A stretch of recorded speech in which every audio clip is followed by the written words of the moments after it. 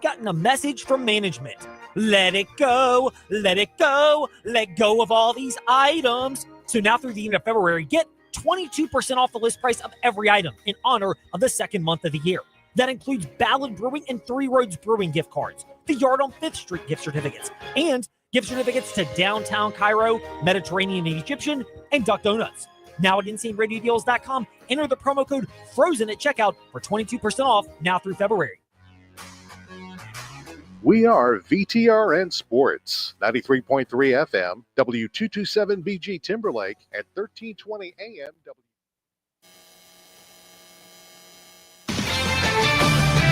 This is Zach Gelb with the Sports Minute. The Cleveland Browns will eventually trade Myles Garrett. 5 potential destinations should be the Philadelphia Eagles, Kansas City Chiefs, Buffalo Bills, Detroit Lions, and Washington Commanders. And I expect the Commanders already have the face of their offense, Jaden Daniels, to be the most aggressive in the pursuit of the 2023 Defensive Player of the Year, so they can not only find the face of their defense, but also add the finishing touches to the refreshing new version of Josh Harris's Washington Commanders. I'm Zach Gelb.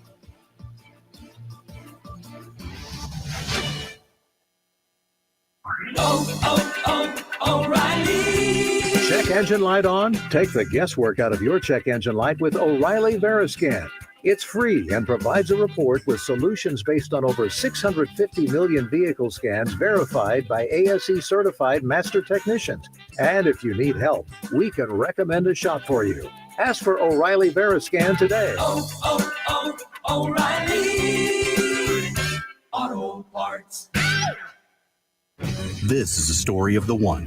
As a maintenance specialist for university housing, he knows college students can major in wear and tear.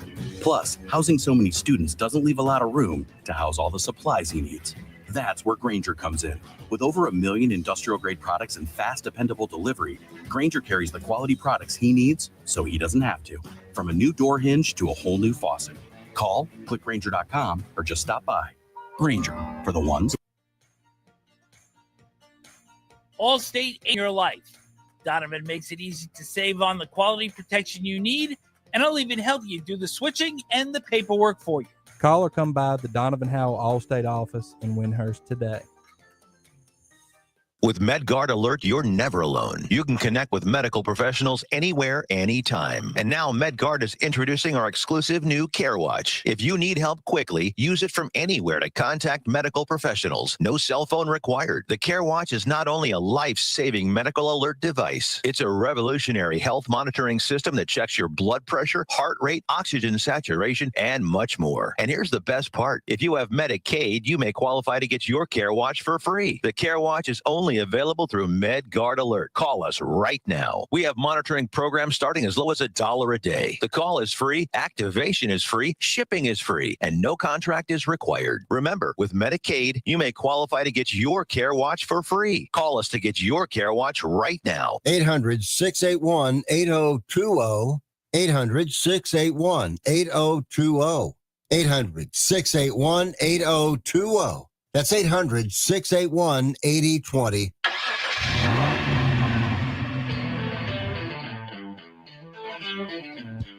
You're stepping into the fast lane on the VTRN Sports app, 93.3 FM and 1320 AM Lynchburg, or by asking Alexa or Google Home, open VTRN Sports Lynchburg.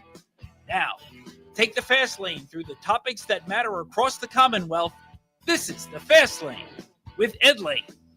Yep, we're going to do it to start the Fast Lane. You already know what's coming.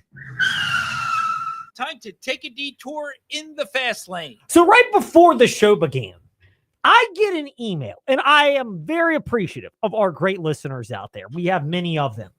But when you're including multiple people in the discussion, the idea of clicking reply all exists for a reason.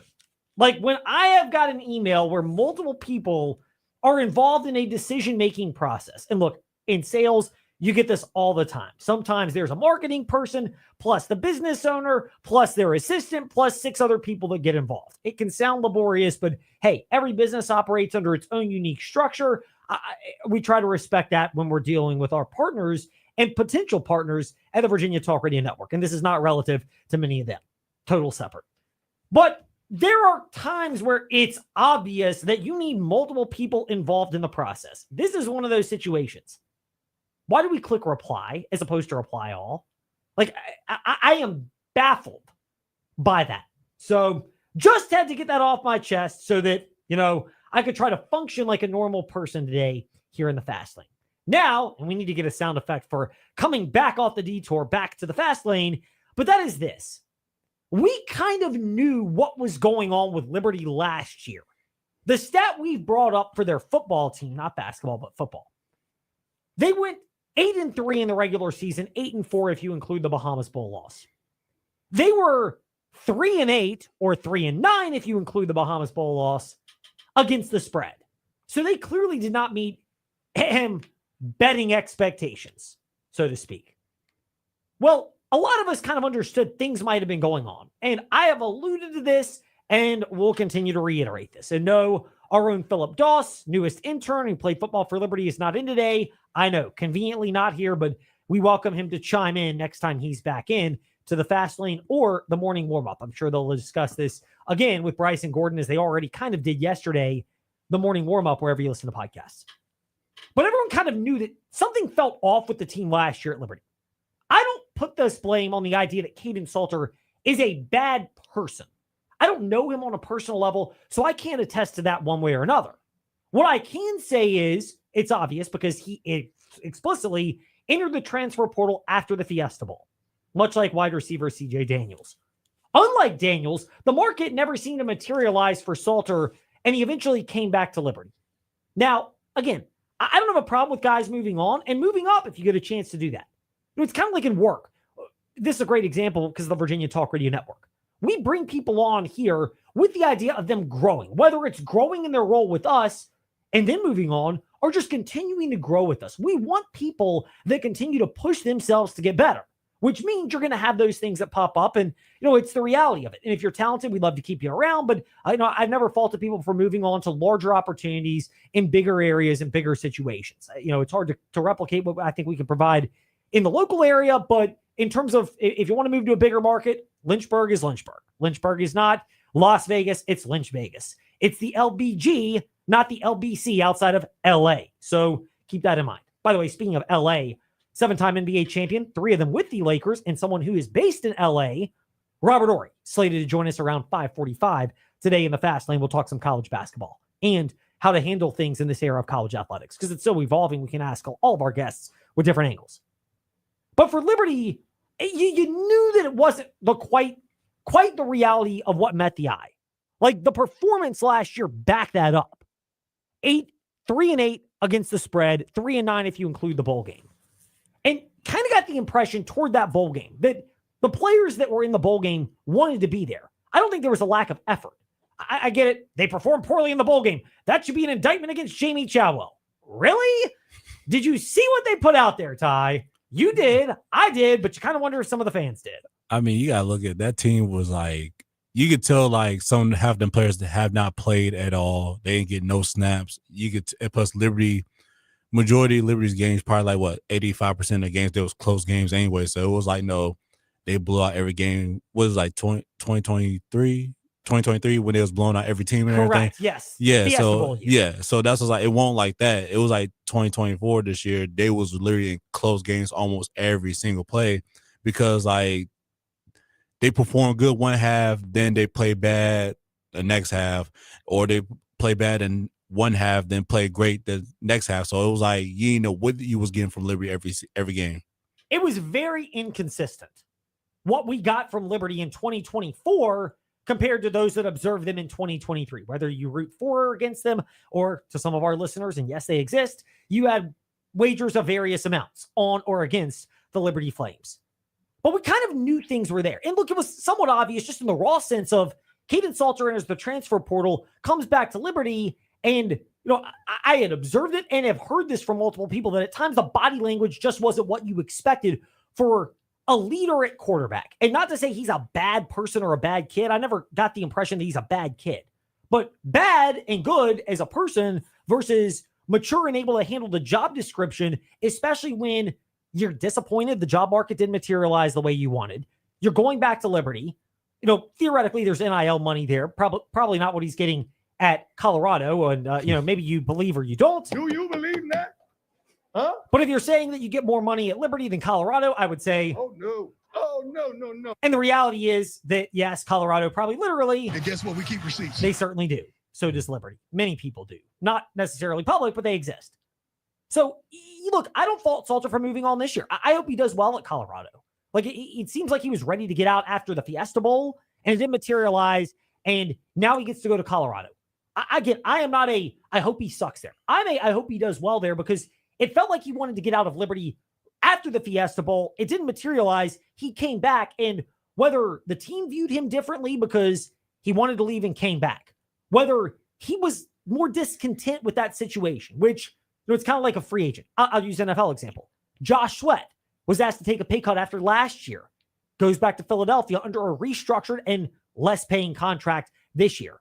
Sweat handled it like a professional, played well during the regular season, elevated his play in the playoffs, and in the Super Bowl had a sack and a half and was very disruptive, meaning that he will more than exceed what he was going to make. Probably not in Philly when you get asked to take a pay cut, unlikely to happen. And Philly, they're going to have to reallocate a lot of resources. That's definitely true on that one. But that's the example, Trey. And I get we're talking about a professional in Josh Sweat, legitimate NFL player, versus Caden Salter, who, I guess you're technically a professional because you're getting paid, but you're not a professional in the sense of understanding what it takes to carry yourself like a professional. And I don't fault him. I think this is a reality throughout college athletics, that they're getting paid, but they're not quite at the spot where they know how to handle it. And yeah, you're a rookie and only a couple of years older, or maybe the same age when you're coming into that money in the NFL. But the big difference is you're on a fixed wage scale and you're in a locker room, no matter where you are, where you've got higher priced veterans who can show you what to do and in some cases what not to do.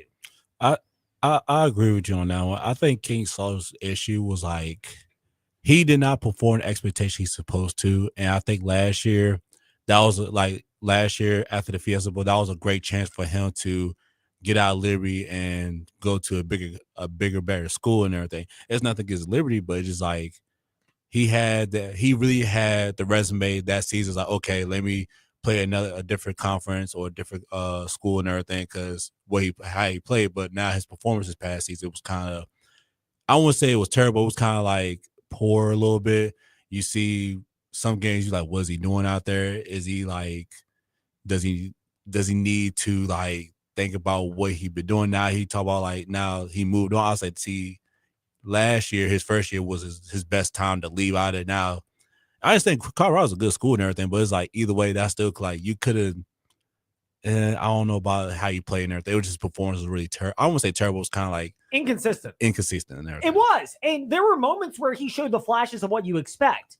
And look, again, this is not he didn't care or try hard. Look at the season finale at Sam Houston State. He's clearly banged up, and Caden Salter is clearly out there playing when he doesn't have to, and you would presume he knows he's going to enter the transfer portal pretty quickly after the game, which he did, and he may have a destination or a couple of them in mind, which he did. He took visits to Colorado, Syracuse, among other places. So it's clear that was the case. I don't fault the guy in that regard. It's just you're asking a lot maturity-wise, and it takes a while to get acclimated to that, and quarterbacks in particular have more thrust upon them because of their leadership role. But it can create dissension within the locker room when you're in one spot, other people are elsewhere, and when money's involved, to whom more money is given, more is expected. That when things are not going well, you have to be the one to elevate yourself and everyone else. And it may be unfair, but that's the reality of being an athlete. And I think it's an adjustment on the fly for a lot of these people, much more so in college, because there are quote agents, end quote. These are not seasoned agents like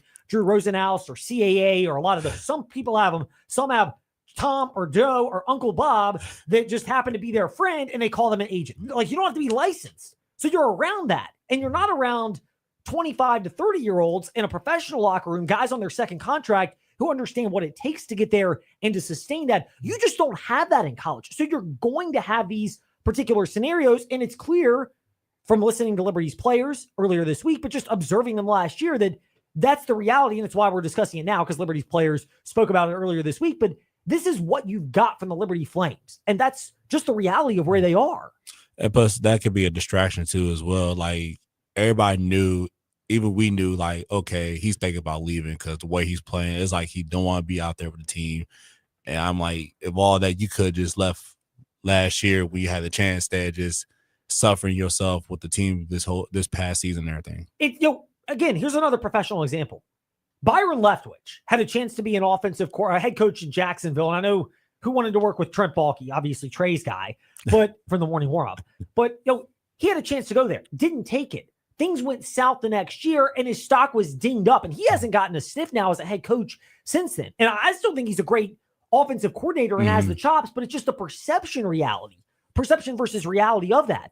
Caden Salter, he may not have gotten what he wanted market value-wise after the Fiesta Bowl year, but after this past year, I know he went to Colorado, but I think financially from a position of strength, you're not operating from that. So strike while the iron's hot. If you're that ready to move on, take the best opportunity to go to the next spot. And this was kind of the, I think it was a lose-lose with Salter at Liberty last year. You wanted the best version of Salter, but you just didn't get it.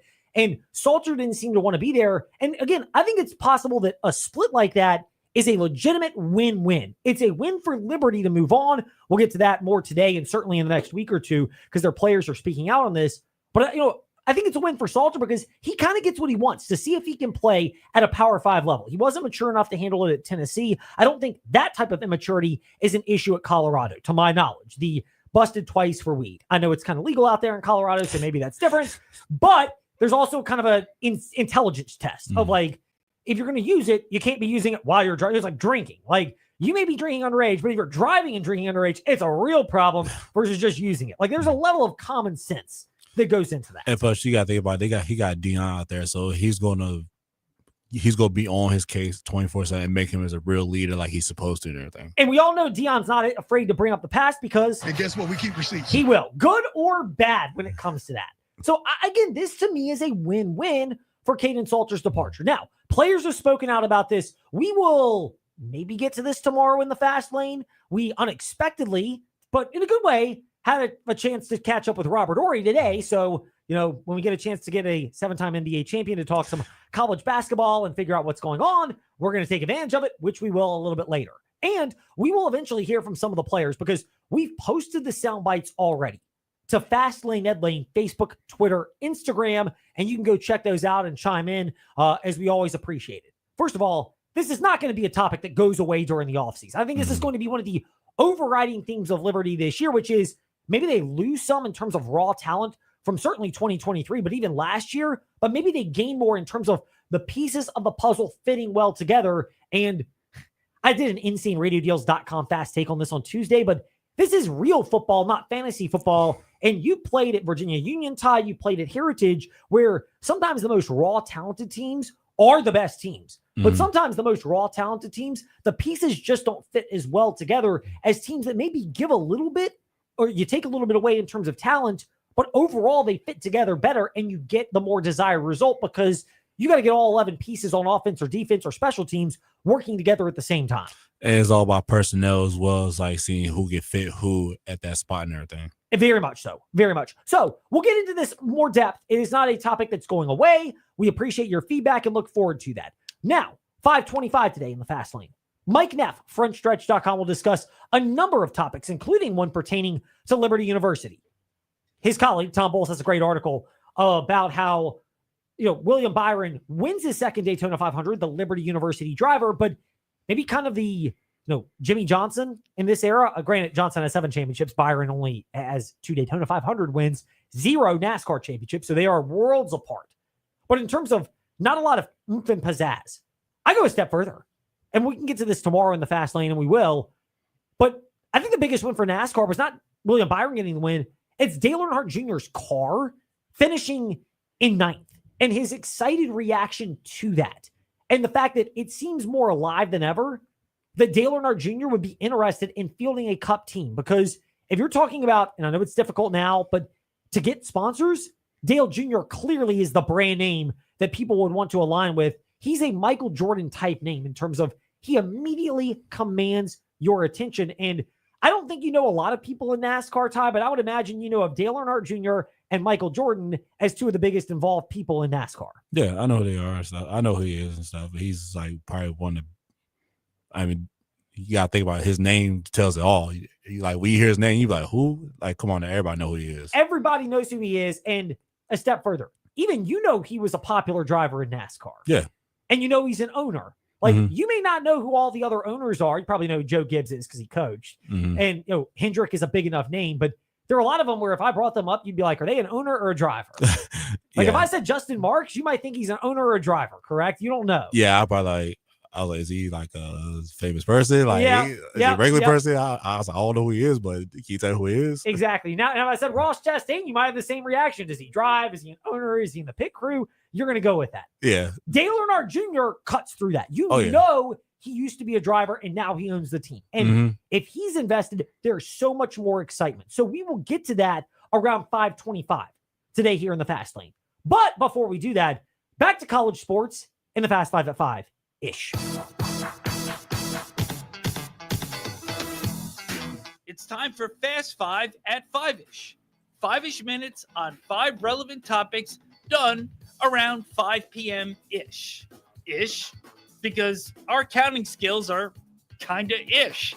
Let's start with number 5. According to Sports Business Journal, men's college basketball viewership during the month of January down 21%, while women's was down 38%. There are two things to note for this. One of which is this is January. I would expect there to be some level of a market correction in February and in March. I will be interested to know, though, how much it's an SEC dominant league and if that's bad or good for college basketball. And we can kind of get the brains of Robert Horry. We'll pick them around 5:45 today in the Fast Lane. But whether it being so SEC dominant and not a lot of basketball history, and that's not a basketball first conference, but they're so much better than the ACC. The results don't lie. The SEC, the ACC challenge, the fact they have, they will have 12 to 14 teams in the tournament, whether that plays a role. And then the ACC and their biggest brands, Duke is great, but Carolina, they're down. NC State made the Final Four last year. They're abysmal. Miami and Virginia have made recent Final Fours, and neither one of them are having good years. All of those are factors that contribute to that.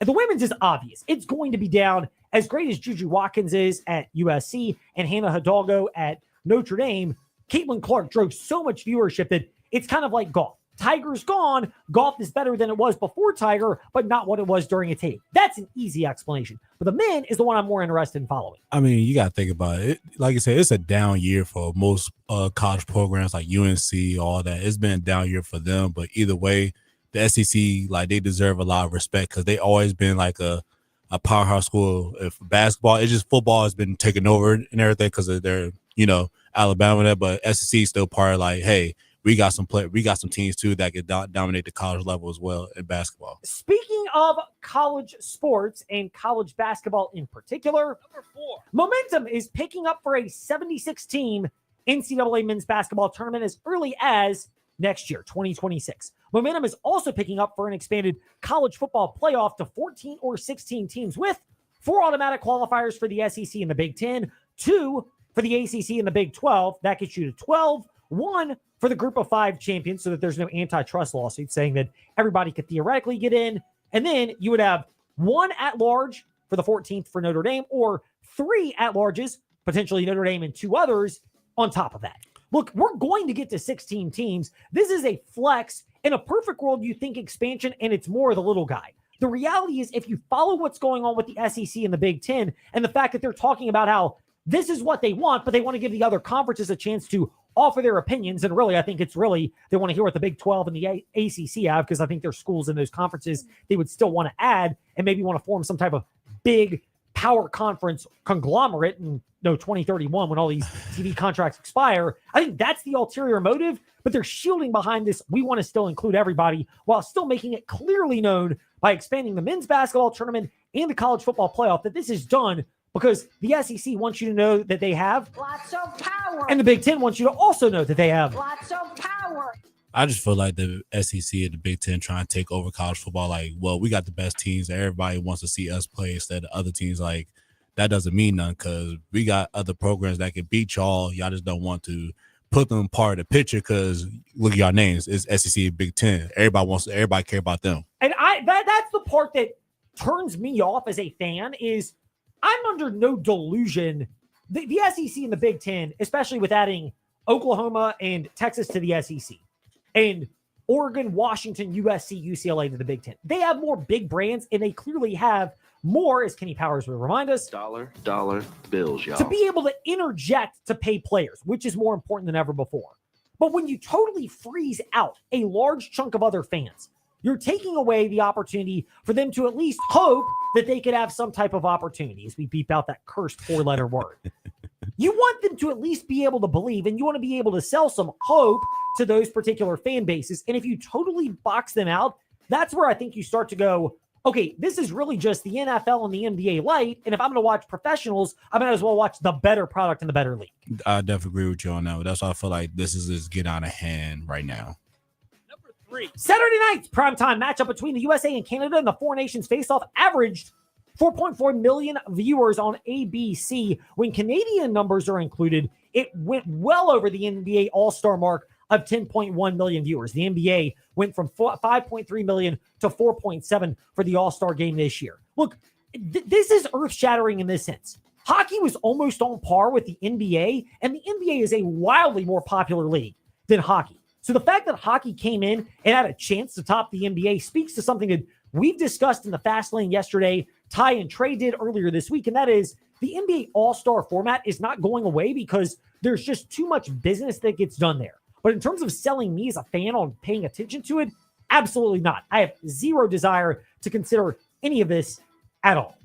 Number 2. Meanwhile, Brandon Marcello of CBS Sports has learned that college coaches are considering NFL-style OTAs as a replacement for spring games amid roster tampering and injury concerns. Texas was the latest school today to join in that potential push of moving off of those type of games. Texas, of course, doing the first one.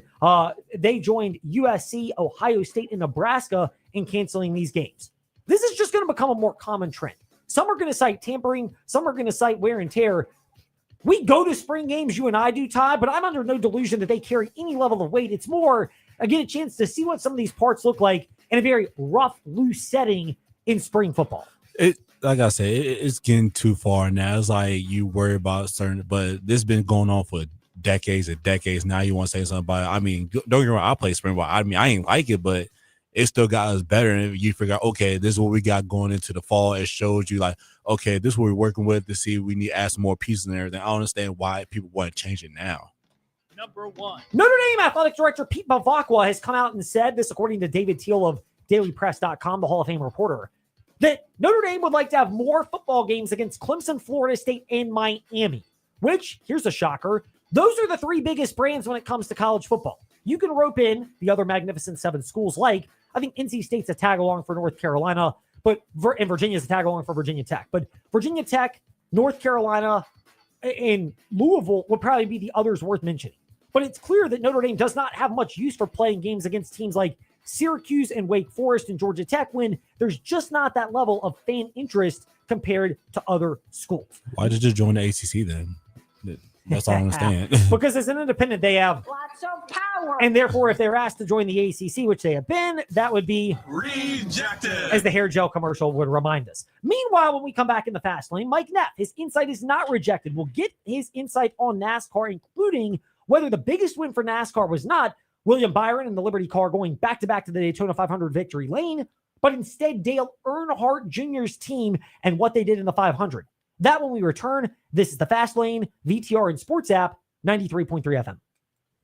We are making it happen at the Used Car Superstore on the Sheeler Motor Mile, your premier used car dealer serving Southwest Virginia and surrounding areas for over 50 years with the best selection, value, finance options, and exceptional service. Plus 900 pre-owned vehicles all in one location. Volume selling means volume pricing, and we've got the volume. The Used Car Superstore is your one-stop for most makes and models. Cars, trucks, vans, SUVs. Many have miles in the teens, remaining factory warranties, and some are even local one-owner vehicles. Plus, Sheeler owns the finance company. Getting approved for credit is easy on the Motor Mile with finance options for every budget. 900 used vehicles in stock now. More than any other dealer in the area. Hurry in for straightforward pricing and more inventory arriving daily. Why wait? Make it happen at the Used Car Superstore on the Sheeler Motor Mile, your premier family-owned car dealer serving Southwest Virginia and surrounding areas for 50 years. I-81 exit 118C in Christiansburg. Call 866-SHEELER1. Always open at Sheeler.com.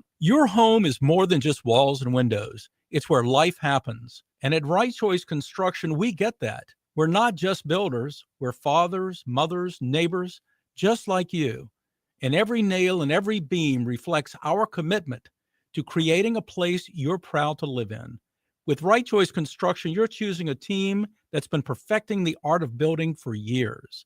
So build with us, build with experience, build with quality, build with Right Choice. Thursday on the morning warm-up, Ty and myself offer our thoughts on possible changes to the college football playoff as the Big Ten and the SEC seize control of it. Friday, Matthew Atkins, my co-host from the Foul Ball Area podcast, joins us to talk all things baseball. Listen to the morning warm-up, weekday mornings, 7 to 8 a.m.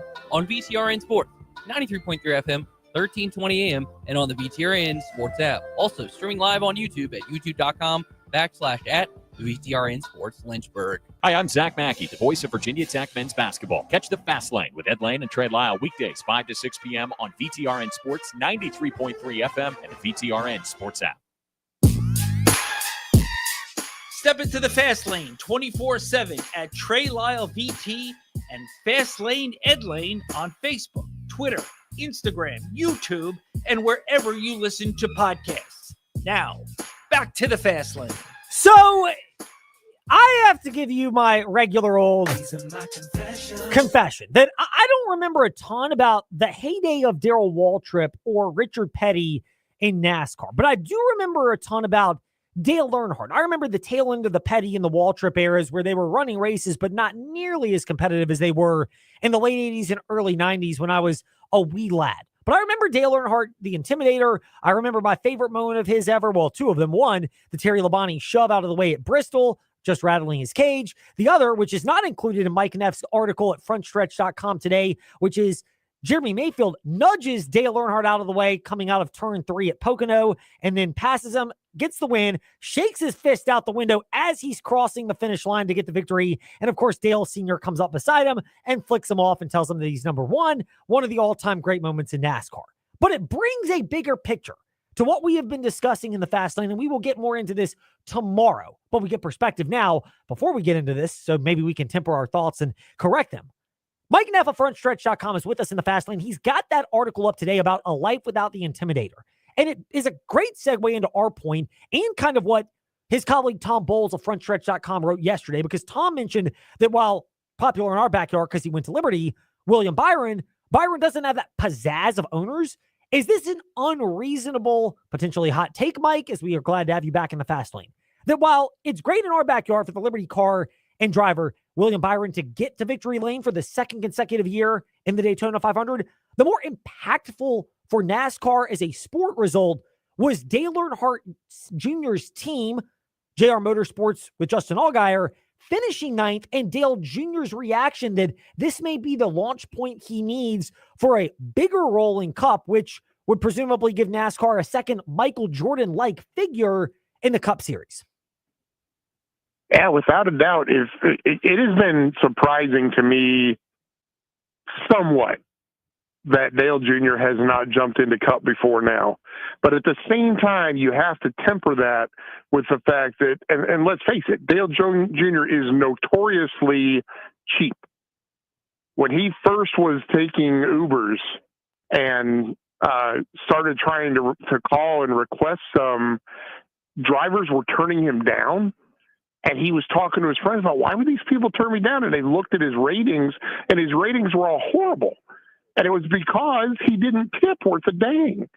And you got a guy that's worth hundreds of millions of dollars, and he's a tightwad. So that is understandable as to why he hasn't wanted to jump in. I actually saw an article online this week that he made the comment, I'm not going to spend my children's inheritance to go Cup racing. So I view that I understand he doesn't want to spend a lot of his own money, but at the same time, I mean, that's what's been floating Junior Motorsports for so long, was his ability to bring sponsors in. If he would run a race or two, they would get on board with 5 or 6 or 7 more races to help fund the team. So the ability is there for him to make the transition, and I think this success certainly might have spurred him on a little more. I got to imagine being around Hendrick Motorsports, being partnered with them so much, and seeing the overall success that organization has had for decades has got to be enough to inspire him to eventually make this jump. Yeah, I mean, you would have to think so. And, there's a trial balloon element to Dale Earnhardt Jr.'s team being in the NASCAR Cup Series race, the first time ever, the Daytona 500 this past Sunday. But also, you mentioned the Hendrick Motorsports partnership. How much is that the type that could ease the concerns of Dale Earnhardt Jr., which you mentioned he's a tightwad? And I found it funny because he mentioned this, and it was Dalton Hopkins, I believe, your frontstretch.com colleague, who has the piece up at Front Stretch, the YouTube channel, the full interview of Dale Earnhardt Jr. after this Sunday's Daytona 500, where Jr. kind of said, I can't, and then he backtracked off and said, I won't go at this alone. How much of it, that kind of doubles down to what you were saying, which is, I mean, if Dale Jr. wanted to go in full force to be a Cup owner, the resources seem like they would be there, but it seems like for maybe his own risk tolerance sake, and that's personal to everybody, that's really the thing that's holding him back. Yeah, I agree. He doesn't want to make a commitment that's going to drain his bank account. And I mean, granted, he has a substantial bank account, but at the same time, you look at Rick Hendrick, and Rick Hendrick makes a lot of money racing. Don't let him fool you. But he makes a ton more money selling cars.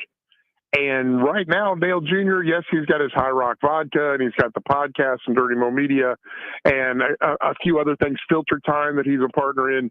So he's got some other ventures, but it's nowhere near the level of Rick Hendrick and Roger Penske that are global magnets in multiple operations that have got the money coming in to help support their operations if they need it. But again, Rick Hendrick pulls in a lot of sponsors from outside. So does Roger Penske. Roger Penske, to be fair, has really mastered the business-to-business side of it and leverages some things that are not direct money investments, but ways to share value across the board with his sponsors, and does a lot of business-to-business stuff that makes a lot of money for him and his other ventures. Dale Jr.'s, I mean, he's older, but he's not that old in the business management sense of things. He's only been really running his own stuff for 15 years or so. So give him some more time to really learn from Rick Hendrick and learn from some of these other folks. But I think he's learning on the fly how to make a Cup team make money just by spending so much time with Rick Hendrick and with Jeff Gordon. Yeah, I mean, those are both parts that are key, is learning and being around that. How much of this also, Dale Earnhardt Jr. being in the Cup Series, the Daytona 500, finishing 9th, is not just the proof of concept, but to him, and maybe reassuring Dale Earnhardt Jr. with his risk tolerance, but also being able to point to something and you would think generate and solicit interest from sponsors, because if there's ever a driver out there and a driver or owner or personality in NASCAR, there are two that come to the top of the mind in terms of if they call you up directly and ask you to meet, it's Michael Jordan and Dale Earnhardt Jr. that people are going to say yes just to hear what they have to say. Yeah, without a doubt. I have to think that if you get a phone call as a business owner from Dale Earnhardt Jr. that says, hey, I would like to partner with you on my race team, that's some exposure that you really want to look at. I mean, let's be fair. Gotta love Corey LaJoie. He's a friend of mine, and I was really excited that he was leading the race with less than 10 laps to go, but it didn't pan out for him. But Corey, try as he might, does not have the pull to get the sponsorship, which is why he doesn't have a full-time ride this year.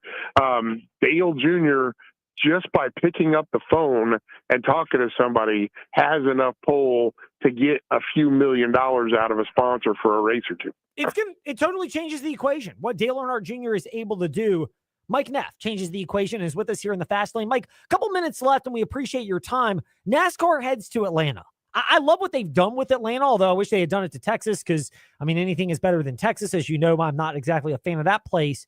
But why do we have two of the similar type of tracks at the beginning of the schedule when you would think spreading this out and allowing, maybe a month or two to go by and then coming back to Atlanta would make a little bit more sense in terms of spreading out the volume of tapered spacer tracks as opposed to doing it back-to-back? Yeah, I'm with you. I would like to have seen them at least put it somewhere near the midway point between Daytona and Talladega. give these guys a chance to rebuild race cars, because God knows we tear up a ton of them when we go through Daytona and Talladega. So having to have literally 4 cars ready for every team, because you got to have a car and a backup at Daytona, and then you got to have a car and a backup for Atlanta. So you have to have 4 cars ready before you roll out for speed weeks. Is a lot of an ask on these teams, even though it is coming out of the off season. But I'm with you.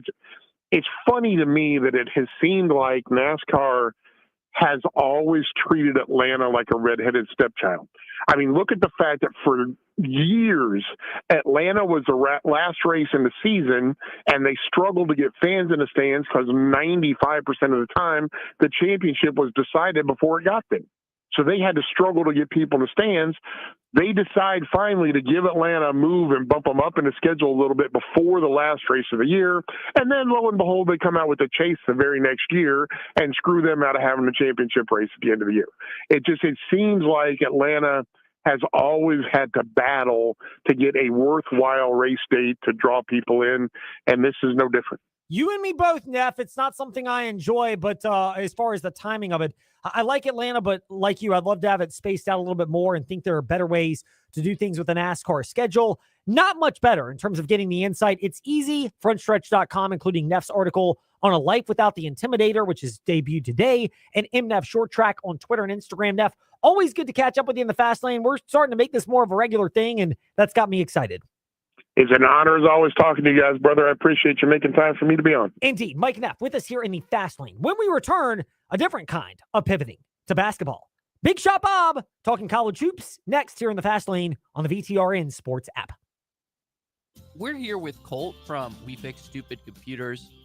Colt, to go along with your residential or individual walk-in services that you offer, you also do a lot of business IT support. How about you discuss that, and what specifically do you do to help businesses in the area? We see a lot of that. Small to medium-sized businesses, they still have their IT projects. They still need resources to help them within their office and for remote users. And so we'll step in and fill in the gap where we do a lot of projects for them, help them manage their resources, their budgets, and get their technology under control. Colt, how can these people reach out to you to assess their IT needs? Call us. Our number is 434-525-8590. Our website, wefixstupidcomputers.com. We're on Facebook, and our office is here locally, 14690 Forest Road, right next to Scott's Cabinet on 221. When shopping for auto liability insurance, it's wise to consider the best policy, not the cheapest. Hi, I'm Randy Trost with Trost Law. It's crucial to have more than the minimum insurance on your auto liability policy.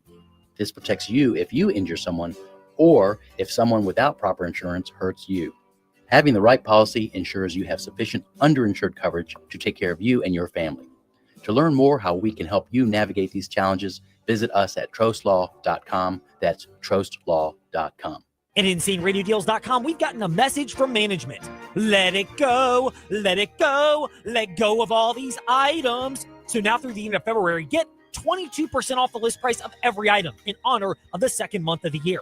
That includes Ballad Brewing and Three Roads Brewing gift cards, the Yard on 5th Street gift certificates, and gift certificates to Downtown Cairo, Mediterranean and Egyptian, and Duck Donuts. Now at InsaneRadioDeals.com, enter the promo code FROZEN at checkout for 22% off now through February.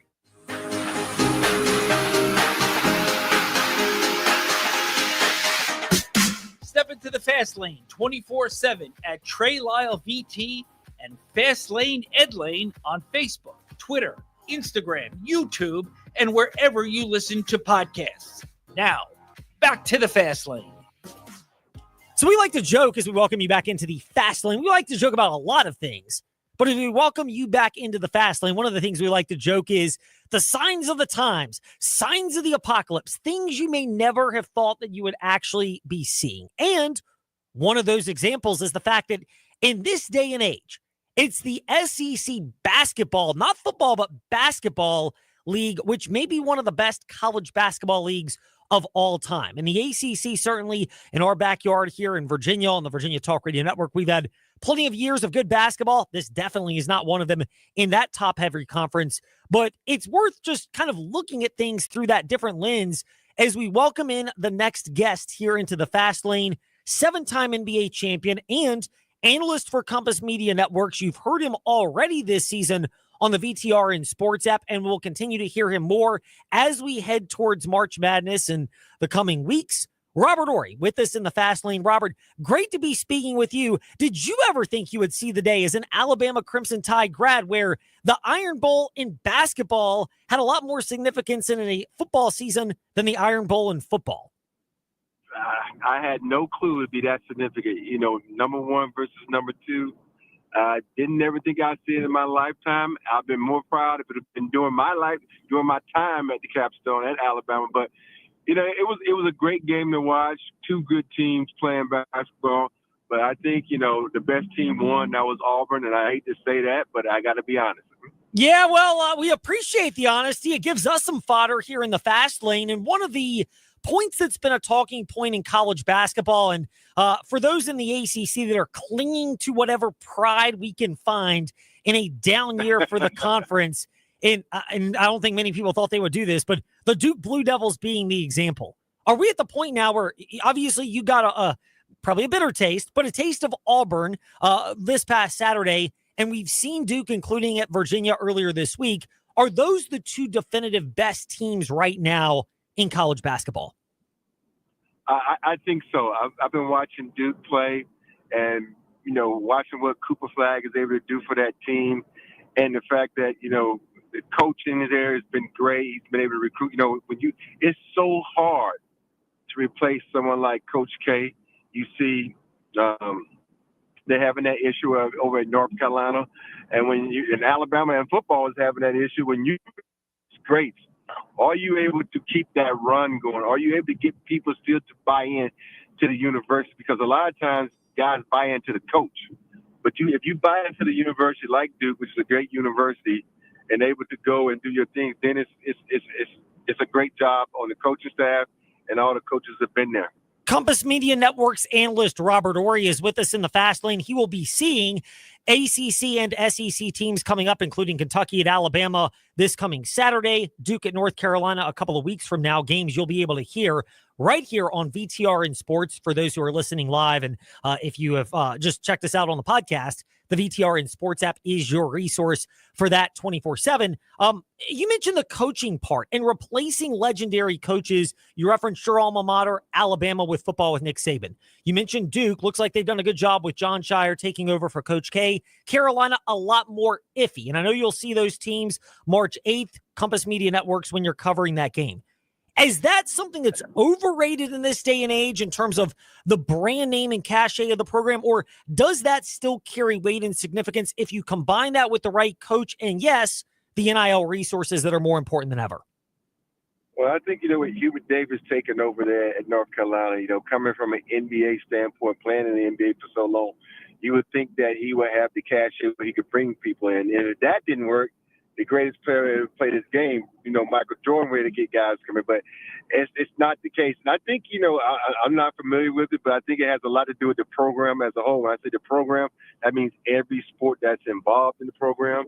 And you think universities like Alabama, Texas, Stanford, you know, all these great universities have like programs across the board that are good, you know, golf, baseball, not just the two dominant ones, basketball and football.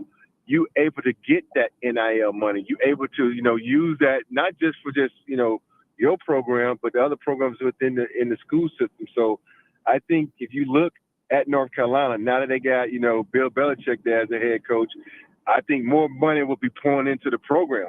And then that will benefit the basketball program. And it's just a waterfall effect that everybody gets a little taste of it. And, you know, even though Duke is not known for their the football program, but their basketball program is so great that, you know, and it has such great following that they're going to get players that come in there. Robert, you'll get an interesting look at that this coming Saturday for Compass Media Networks as Robert Horry is with us here in the Fast Lane, because your matchup this Saturday, Kentucky at your alma mater, Alabama.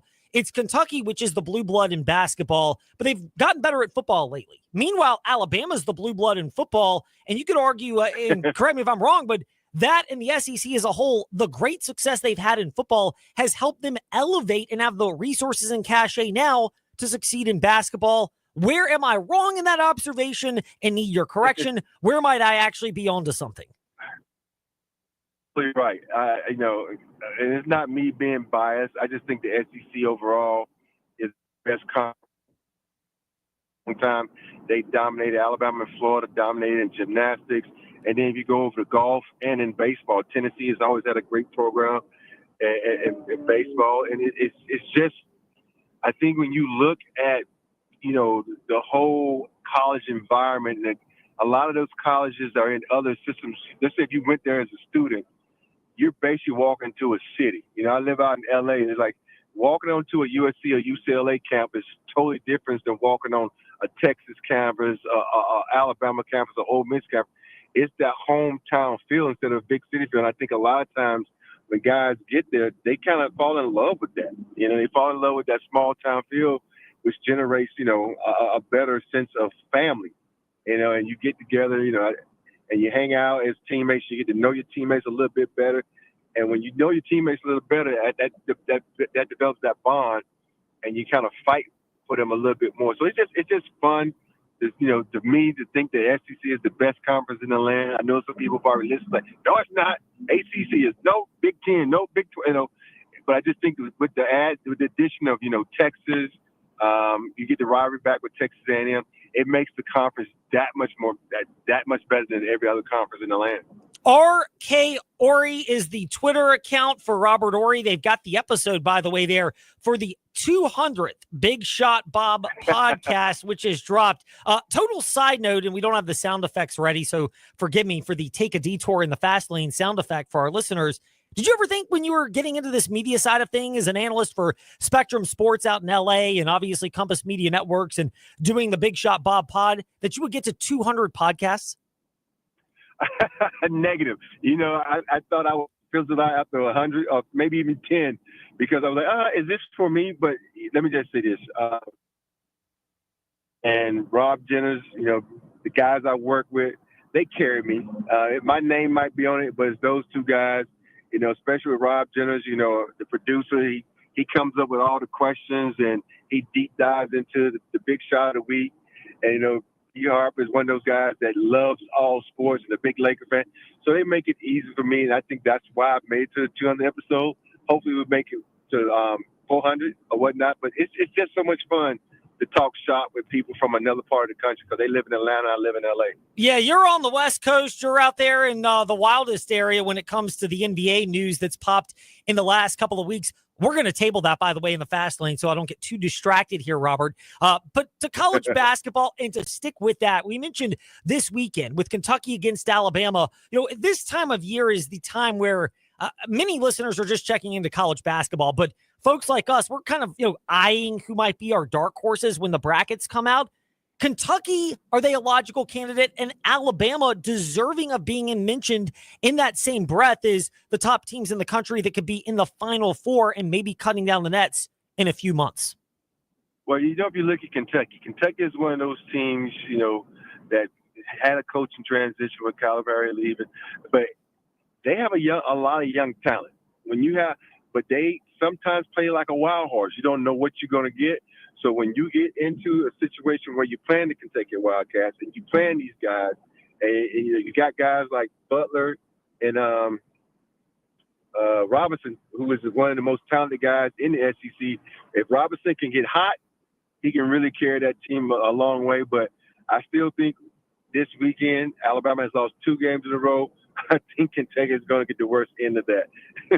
Yeah, I mean, you got an Alabama team that's desperate, especially after last night where they lost at Missouri and, coach going out and asking the fans to not rush the court, which was rather amusing and seemed to elicit some negative reactions from the fans out there at Mizzou.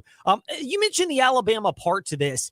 Is there a blessing in disguise? We see other teams at different junctures go through this where you're a tournament caliber team, but you experience some kind of adversity at this juncture of the year. Is that a blessing in disguise in the sense that you learn to fight through that and you're not caught off guard when things may not go your way once the big dance arrives? Well, I think, from watching them in the last couple of games, they've had a lot of adversity. You've had 2 guys.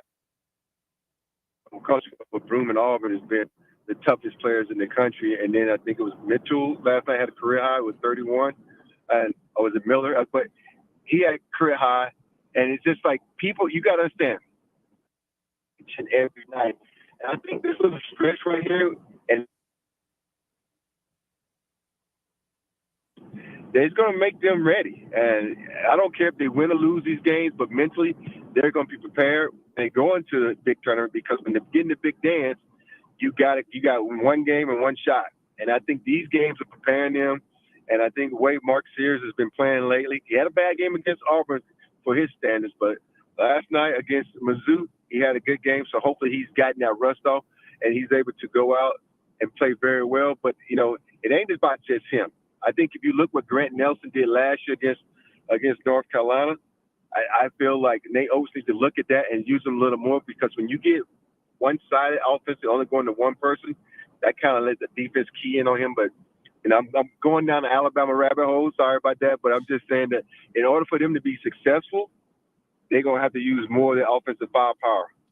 Robert, you mentioned going down the Alabama rabbit hole. Again, I don't have the Usher soundbite to mention that they're my confessions, but I am confessing to you here in the fast lane, which is I've heard from North Carolina fans that, Nate Oates is a guy they would love to have if Hubert Davis doesn't pan out. It doesn't look like that's going to happen, in all honesty, this offseason. Do you worry at all about that? Not just North Carolina, but in general, or, with what Nate Oates has done at Alabama in general, that he's a guy that seems to have found a spot that fits his personality. And I know they're not in Auburn's level. Sorry, again, please forgive me for saying that right now, but they're in a spot where they can legitimately every year, even at Alabama, contend for a Final Four. And we know what can happen when you get there. Yeah, you think about Alabama's first time in the program's history going to the Final Four last year, and what Coach Oates has done for the program has been amazing. If he goes to goes to North Carolina, I think the Alabama program, is going to probably suffer, because you lose two coaches like Nick Saban, like Oates, that have taken guys to the promised land. It'd be crucial for the program, but that just means I would have to come out of retirement and become a coach and put that program back in the spotlight like it has been by Oates and when Wimp was there. But, if he goes to North Carolina, because I know and I feel like Hubert Davis is on the hot seat, because when you got a historical program like the Tar Heels and you don't make the big dance and you don't get the recruits, that Tar Heels faithful is going to be a little upset. And so I don't think he's going to go there, though, because I think Alabama has enough money to keep him at Alabama. Not just keep him, but to get the resources in Alabama. They've clearly been in a good spot in the last handful of years, thanks to what Nate Oates has done. You'll hear them against Kentucky this coming Saturday as part of our slate of college basketball on the VTR and Sports app. And yes, in a couple of weeks, you'll be at the Dean Dome for Duke at North Carolina. You mentioned North Carolina, and the pressure intensifies for a guy like Hubert Davis when the results aren't there. How much does that magnify or get magnified when the folks in Chapel Hill see what's happening across the way over in Durham with the team that is a legitimate national title threat and arguably the best player in college basketball? If it's not Janai Broome of Auburn, it's Cooper Flagg of Duke.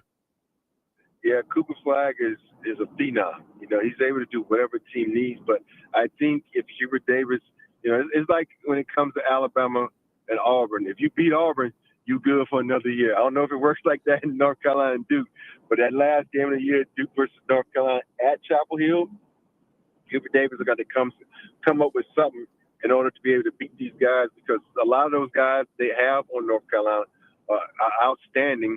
But I think Hubert, he's a great coach, and I had the pleasure of playing against him for many years when he was with New York Knicks. I got to know him. He was in the same draft class. Great individual. Just hopefully, he can, keep his job and beat Duke, because you always root for the underdogs. I'm be rooting for. I can't root for someone, but in the back of my mind, I'm rooting for my friend Hubert Davis. Well, that will get tested this Saturday if you can root for someone or not, because we will be listening and grading astutely, hopefully not sending negative feedback, of course, from our listeners to RK Ori on Twitter. But when you're calling your alma mater, Alabama, against Kentucky, part of our Saturday slate right here on the VTR and Sports app, and asking that smart speaker, open VTR and Sports. Robert, thank you for your time talking some college basketball here in the Fast Lane. We don't want to eat up all your time, but we'd love to catch up again down the road and maybe toward the NBA playoffs where we can do more promoting. Maybe we'll get to 225 by that point, episodes of the Big Shot Bob podcast. It sounds good, man. Let's talk NBA hoops next time. Because I think about next time I talk to you, we'll have a national champion. Hopefully that's Alabama. Yeah, well, from your lips to many folks' ears, especially if they have them in their bracket. Robert, thank you much. Enjoy the call this coming Saturday, and we look forward to chatting again soon. All right, take care, man. Indeed, Robert Horry with us here to wrap up the Fast Lane, a fun way to go around in college basketball and kind of get the tie of the national stories in with the local angle. If you missed anything, Fast Lane, Ed Lane, where you listen to podcasts, we're back tomorrow afternoon at 5.